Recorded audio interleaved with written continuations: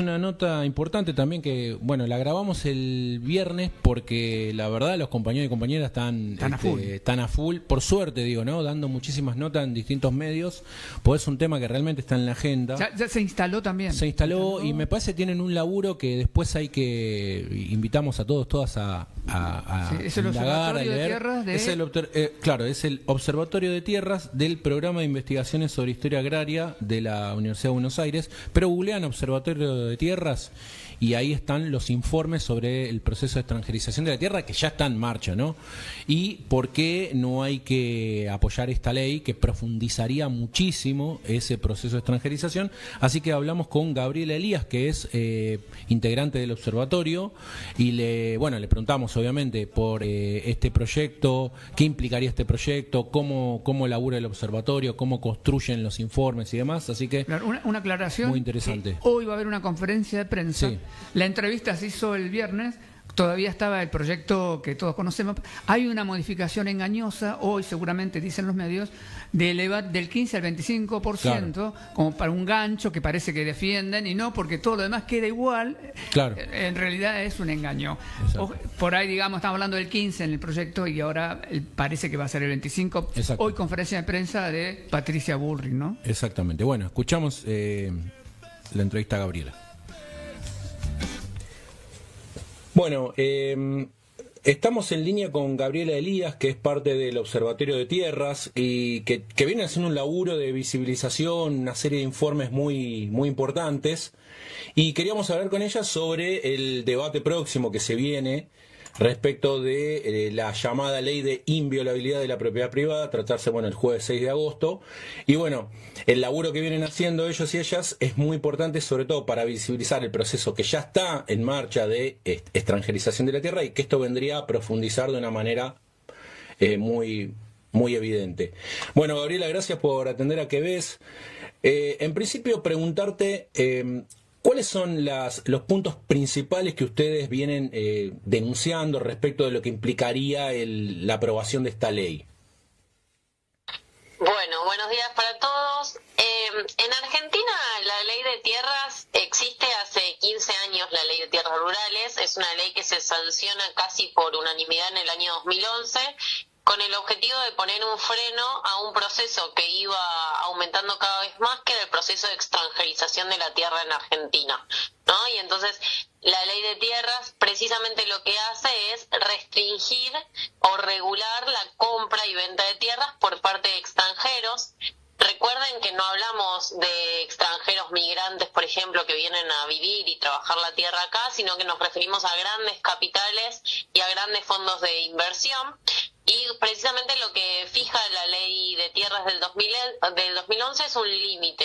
Ningún territorio a nivel departamental, provincial o nacional puede superar el 15% de extranjerización, y a su vez hay otras restricciones que tienen que ver con... De ese 15%, el 30% no puede estar en manos de una misma nacionalidad. Un mismo propietario no puede concentrar más de 1.000 hectáreas en zona núcleo. No se pueden vender territorios que posean espejos de agua en su interior.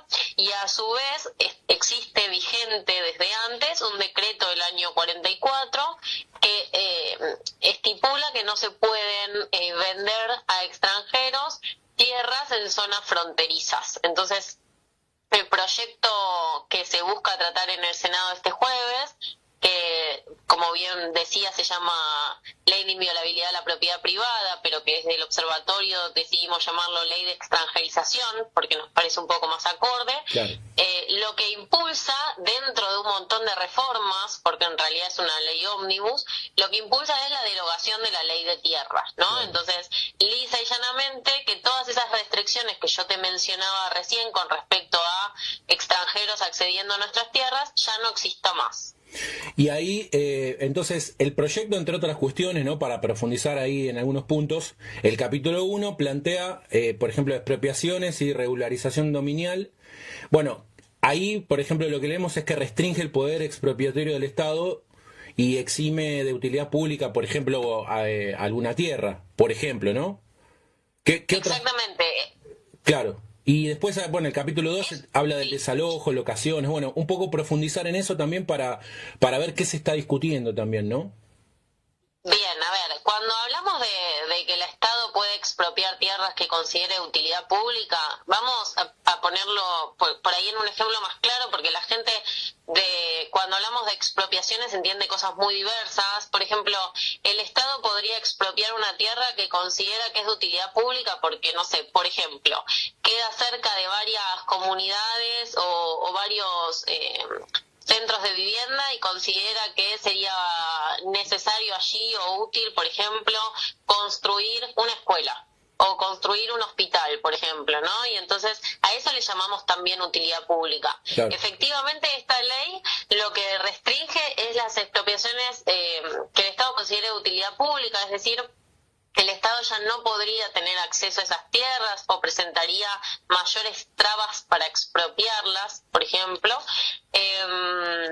Y a su vez, hay otras estipulaciones que tienen que ver con, por ejemplo, derogar o flexibilizar la ley de manejo del fuego, ¿no? Claro.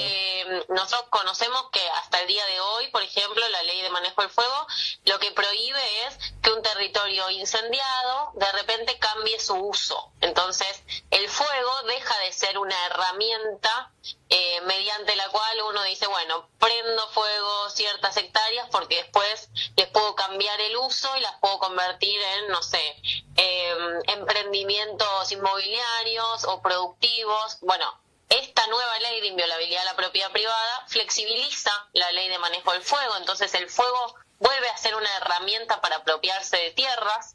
Claro. Y además lo que vos mencionabas recién, que es habilita los desalojos express. Hoy en día hay un tiempo especificado de desalojos y esta ley lo que hace es reducirlo a 3 días, es decir, precisamente habilita, claro, desalojos de hecho, express. Ya lo estamos viendo. Claro.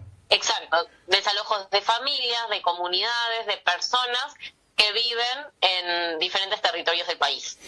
Ahora, hay un capítulo también que habla de las tierras rurales que me parece también interesante para pensar el laburo también que hacen ustedes desde el observatorio, porque en el capítulo 3 plantea que se mantiene la prohibición de adquisición por parte de estados extranjeros y personas jurídicas bajo su control, el tema de la tierra, pero lo que se ve en general y de manera creciente es que el problema de la extranjerización no responde a tierras compradas por estados, sino por empresas o ciudadanos que habitan fuera del territorio argentino.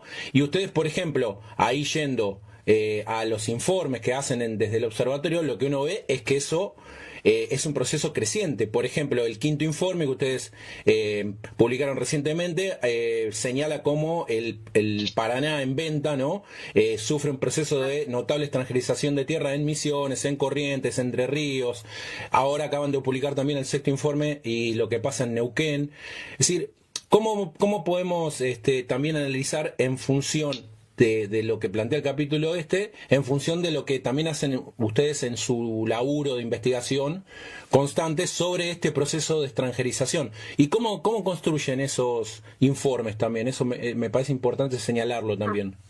Bien, a ver, voy con lo primero. Efectivamente, vamos a llamarle ley de extranjerización a esta ley de inviolabilidad de la propiedad privada. Esta ley de extranjerización restringe la compra a estados extranjeros, pero como vos decías, la compra y venta a estados extranjeros dentro de del fenómeno de la extranjerización es un problema marginal. Cuando uno analiza la extranjerización en Argentina, lo que se encuentra es que la mayor cantidad de extranjerización viene de grandes empresas, grandes capitales y grandes fondos de inversión, y esta nueva ley no los restringe en absoluto a esas empresas ni personas jurídicas, ¿no? Eso por un lado. Con respecto a cómo se construyen estos informes y cómo se analizan, bueno, el Observatorio de Tierras nace en diciembre del 2025 y el mapa de extranjerización al cual pueden acceder todos de manera gratuita, porque es la idea, está hecho a partir del pedido de información pública al gobierno. ¿no? Nosotros entendemos que el mapa, si bien presenta información muy rigurosa, tiene dos problemas, yo diría. El primero es que a partir del año 2016 se flexibilizaron muchísimo las formas de titularizar la tierra por parte de extranjeros. Entonces, la información que nosotros tenemos, si bien es una información bastante completa, no detalla el nivel de extranjerización en Argentina, que entendemos que es muchísimo mayor, ¿no? Porque hay un problema claro que es muchas compras y ventas de tierras han funcionado por medio de triangulaciones. ¿Qué quiere decir esto? Que, por ejemplo, un testaferro con apellido argentino, nacionalizado argentino, ha comprado una tierra que en realidad no responde a él como propietario, sino a una empresa extranjera. Entonces, a vos te figura que determinada tierra, vamos a poner el ejemplo, en Neuquén, está en manos de un testaferro argentino, cuando en realidad ese testaferro solo hizo posible la triangulación de esa compra, pero esa tierra está extranjerizada. Claro, A su vez, claro, hay un montón. Hace poquito, de hecho, hubo un juicio a una comunera mapuche y el que había comprado era, creo que un polista que lo había comprado no sé si recordás el caso, ¿no? sí, el de Hugo Barbucci. Hugo Barbucci, ese. No me acordaba justo, pero ese es un ejemplo más que evidente de cómo funciona esa triangulación que vos planteás también. Ese es un ejemplo claro, porque además quien compró esas tierras en la Patagonia es un emir de Abu Dhabi, claro, ¿no? Y la compra de esa tierra se hizo desde una cuenta en Abu Dhabi a una cuenta en el JP Morgan. También para pensar lo que mucha gente dice y argumenta, y muchas de esas personas creen que, bueno, la compra y venta de extranjeros sería beneficioso para el país. Y en realidad, cuando uno se pone a ver, primeramente, el nivel de dinero que ingresaría por la compra de esas tierras no se redistribuye socialmente, y muchas de esas compras ni siquiera pasan por Argentina, sino que, como yo te citaba recién en este ejemplo, se dan desde una cuenta en un país hacia una cuenta en otro país, que casi no pasan por Argentina, ¿no? Y claro, vos antes me mencionabas, sí. No, eso que incluso justamente en el juicio se destapó esta cuestión que la hicieron pasar como una suerte de donación, ¿no? Entonces, eso efectivamente. Digo, ¿cuántos casos enormes debe haber si uno pone la lupa en distintas provincias? ¿Cuántos casos de estos debe haber que implican lo que vos decías, un proceso mayor de extranjerización todavía, ¿no? Sí, aparte es interesante porque ese juicio en realidad no es este testimonio no sale en un juicio que se le hace al testaferro, sino que es el testaferro el que le inicia el juicio a esta comunidad mapuche, precisamente por estar utilizando tierras que estaban consideradas privadas, ¿no? Claro. Un territorio que además vale la pena también aclararlo, es territorio muchas veces ancestral para las comunidades, que las comunidades utilizan y viven allí y arraigan su identidad hace muchísimas décadas, ¿no?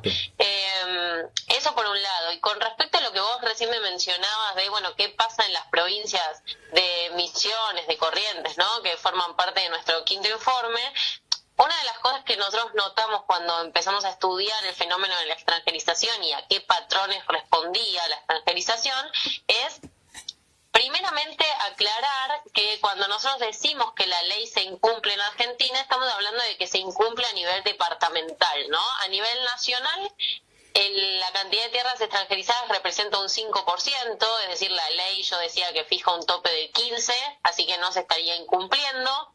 A nivel provincial sucede lo mismo, el problema está a nivel departamental. A nivel departamentos, nosotros vemos que hay 36 departamentos en Argentina que están por encima del límite fijado por la ley.